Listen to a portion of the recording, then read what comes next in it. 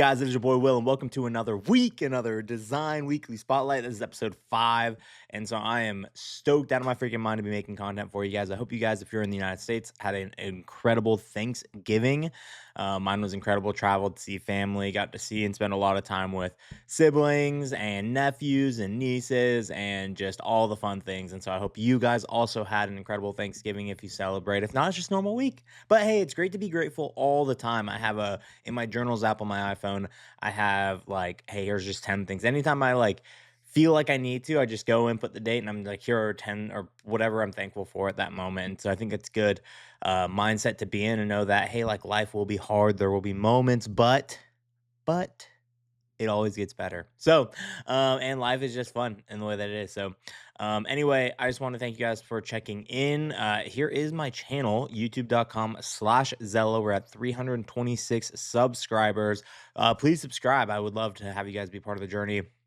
And just a lot of the design and fun things that we're making here. If you found this video, you found it for a reason. Subscribe, join the movement. There's not really a movement. We're just having fun making things in Affinity, Photoshop, and just creative arts. So, but anyway, we have the Recreate series going. New video for that dropping this week. Learning Affinity episode 3 dropping this week. We have our weekly design spotlight, and maybe we'll sprinkle in some other fun videos that we have as well. So make sure to subscribe. But we're going to go ahead and hop into, let's see if I can just cover up everything but the subscribe button. Perfect. We're going to hop into week 5 of the design spotlight. So, first one that I wanted to start off on is just kind of gauging y'all's opinions and what you guys think. Here's unpopular opinion: having stickers all over your laptop is a sign of a low IQ. I will say, I go through my waves. So I have moments. I wonder on my Pelican case. I don't have it here locally, but I go through moments where I just want to put all the cool stickers and things like that on my MacBook. But then I also have moments where I'm like, I just need everything clean. I need everything perfectly spotless. And so I do think it definitely goes through waves. I have been the guy with just covered, and I have been the guy with nothing. And right now I'm the guy with nothing. I do that with my Pelican case too, as I travel for like photo video work. But recently on my last stint, I was like, no, I'm removing all the stickers. I have one sticker on the outside, but I moved it to where all the stickers go on the inside because I try and collect a sticker from all the places that I travel. And that's cool. And then inside the inside case of my Pelican, I just have all the stickers of all the cool places and things and that I've done and been to. So, I think that's cool. I think stickers have their place. And it's cool. But what do you guys think? Are stickers a sign of low IQ? What do you think about stickers on a MacBook? I was really curious with just your guys' thoughts there. Next up, boom. Here we go. I really, really liked these styles. Specifically, this OKC poster here was the reason I chose this post because I think it's an awesome mix of like Japanese. I think that's Japanese culture. I don't know the signs and the language. Could be Chinese. Don't kill me. But I really liked the overall stylistic here and the like cutouts in the font itself, as well as, I mean, this is just an awesome hero image cover art piece here. It has the blend. We're seeing the comeback of the tall serif fonts mixed with like sans serif. So it's like your subtext being a like tall serif, and then your subtext being a sans serif. We're seeing that come back in droves and just all over the place. And so this is a good mix of that, good mix of just all the colors, and really good feel to the OKC brand. And then obviously your key art player here, really well designed with shadows and everything like that. So I really like that piece. But this creator here, which is, I don't know what their actual name is. Let's see if they have it on their profile. Well, they don't. It's just Knight's Design. So that's what we're gonna go with there, Knight's Design. Which this might be. I'm Rice. and this is what I create. So Knight's Design, Rise, great work here. I really liked overall style with like the white, but really this OKC with the text that way, bringing back that sans serif kind of stacked font. They also have like handwritten elements as well, which I think are really cool. Um, and we can go tap into here. This is a different designer, Carlin. And so this is probably a photo of Carlin. I mean, this right here, circles are really in right now. My design team and I have gone through and have like lots of conversations on just like the amount of circles that we've seen in design. And so it's never like, oh, here's just a general circle, or here's a circle profile picture on the Zelo YouTube channel. Make sure to subscribe. But it's a lot of just elemental circles and things like that, which is normal. Like circles are a massive part of design, and they're not a massive part of balance in design. But we are seeing a growing trend towards circles, and stuff like that. This is a really cool. This like feels like 90s era, but it's like a modern 90s era. That's sweet. So that is Knight's Design. Hopping over into the next, we have Alex going with a color palette, and talking about the 5 color system. And so that's what I wanted to break down. And have you guys personally used a 5 color system? Have you? I was having this conversation with one of my friends over the last week, but I have found, and this isn't necessarily my design flavor. Mine is like a more of an athletic blue.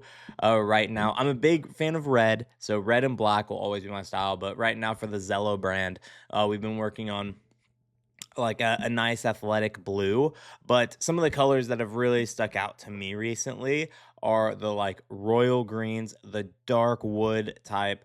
Then you have blue as a primary, white, and gold as that, which is a 5 color system um, in and of itself. And so I think you have a lot of good balance in that. And I probably will make a video this week, hopefully going over just kind of that like theming of the royal. The issue with that royal color scheme is there's no punch. Like one thing I really like about this is you have 3 really punchy colors. So when you need to keep it professional, this like white and dark blue are just iconic and classic, and you can use those in almost any setting when you need to be professional.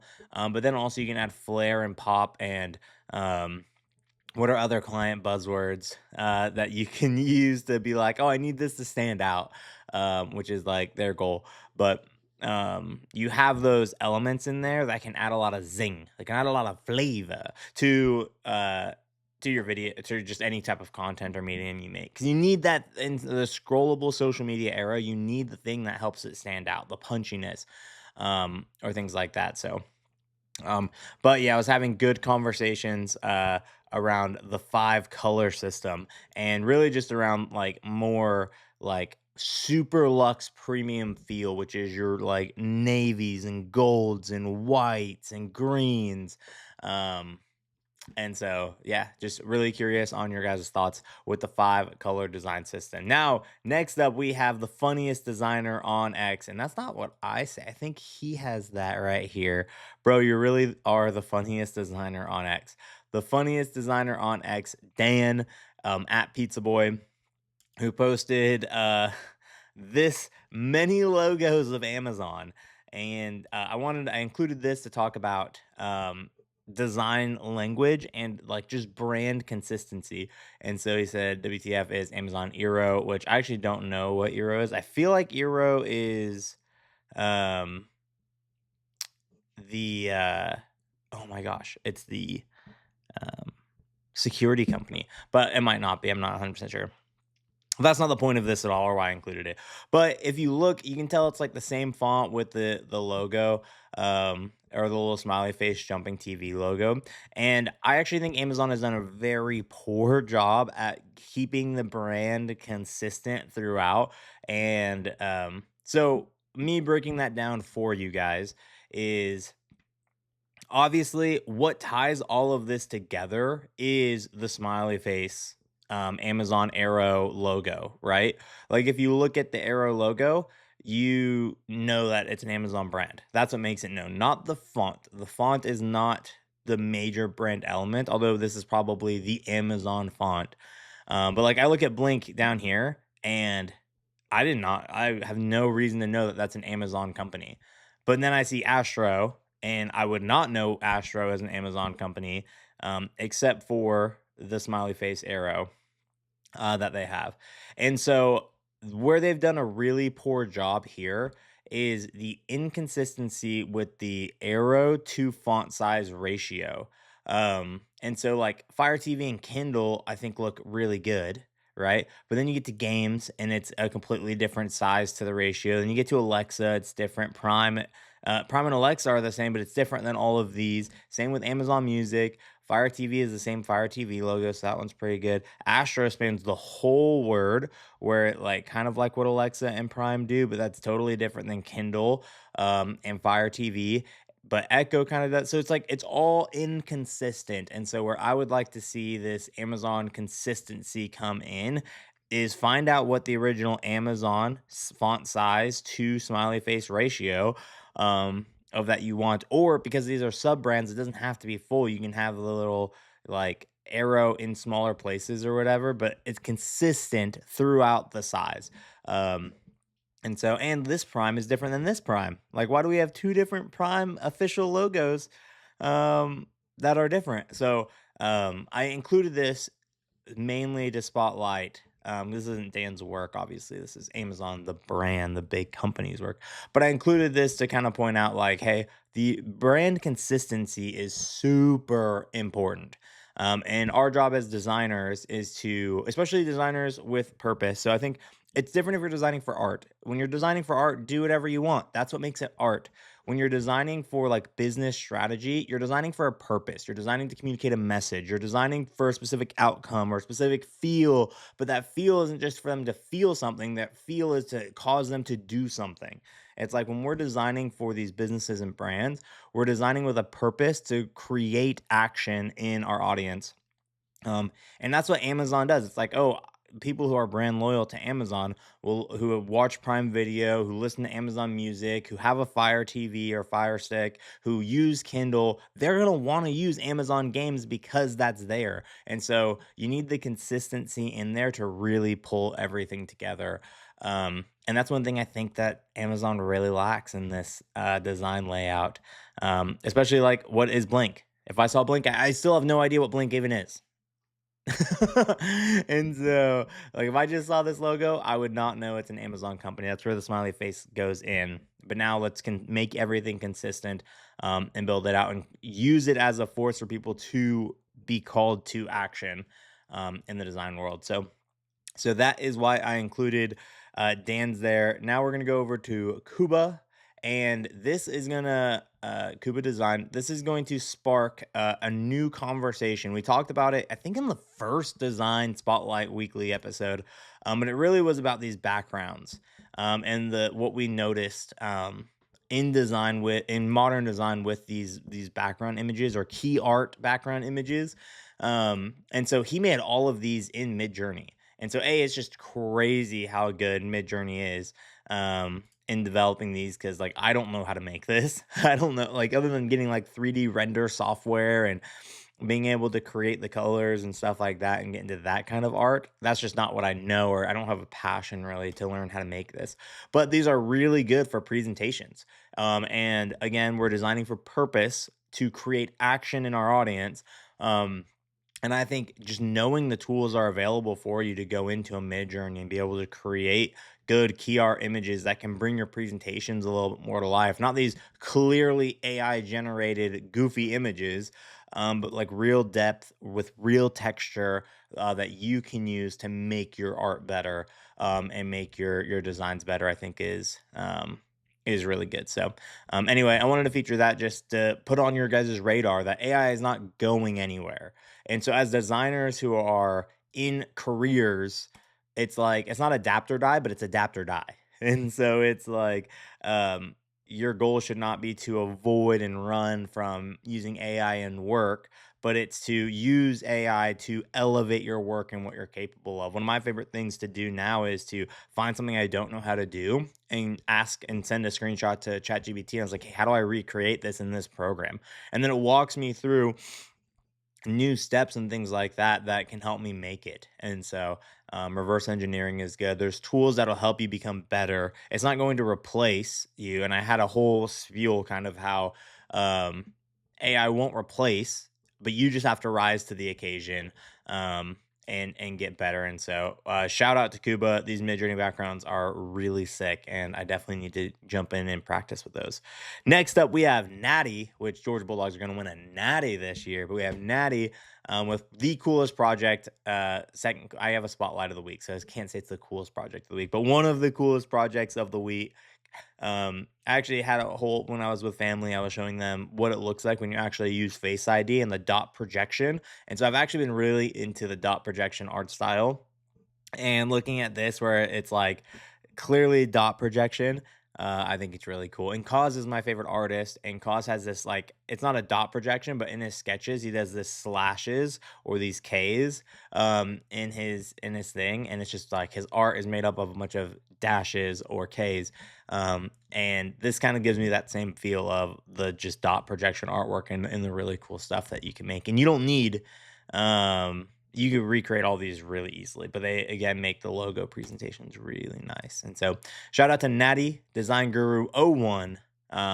Appreciate you guys. All the links to all of these posts and the people who made them are in the description. So check out, send some love their way. All right. Free asset of the week. Let's see here. Oh no, did he delete it since I've been here? No. I guess there is no free asset of the week. It looks like. Oh no. There is no. I'm sorry, guys. I'm so sorry. There is no free asset of the week because it was deleted. No, I wonder where he deleted them. So one of the things I like to include is on X, people post a lot of free assets. I capture them and I share them with you guys because it's good to follow the people who make those assets, but it's also good to build your own asset library. And apparently this week it was deleted. So I'm sorry about that. We'll have to move on to the next. I set this up before I left on my trip, and then I'm just getting recording, so I missed this. So that's crazy. Anyway, Kyle Anthony Miller is going to be our spotlight of the week.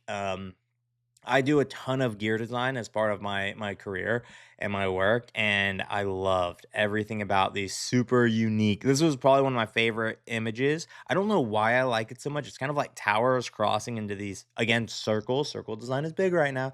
Um, but I don't know. It was really homey and brought it, and I really like this. It's the same thing with the towers here, where it's like it's a block, but then the block like gets a little bit smaller, a little bit smaller, a little bit smaller. And he used that style all throughout these for the Star One, exact same thing, which I thought was really cool. In the S, it does similar things. It's almost like it's melting, or it shows really good motion and movement with it. And so I thought these were really cool. I also thought his salt and peppering throughout these designs were really cool as well. And so it was like really nice detail, really good text. Um, I really like this like art style where it slowly gets smaller and smaller and smaller throughout. And so I might do something like that this week. Stealth transport, the font choice was really good, and then salt and peppering, handled under biosafe conditions, so sick. Um, with all the details and stuff like that. So this week's spotlight goes to Kyle Anthony Miller. And thank you guys so much for watching. My name is Will, youtube.com/ZELO. Really easy. I hope you guys enjoyed the video. And I post a new one of these every week, typically on Monday. I'm not committing to Monday, but so far the last like 4 weeks or 3 weeks, I've posted every single Monday. And so I appreciate the support. I appreciate the 326 subscribers. I hope that you guys, if you guys enjoy the video and content, you guys subscribe. And I'll see you guys in the next video. Peace.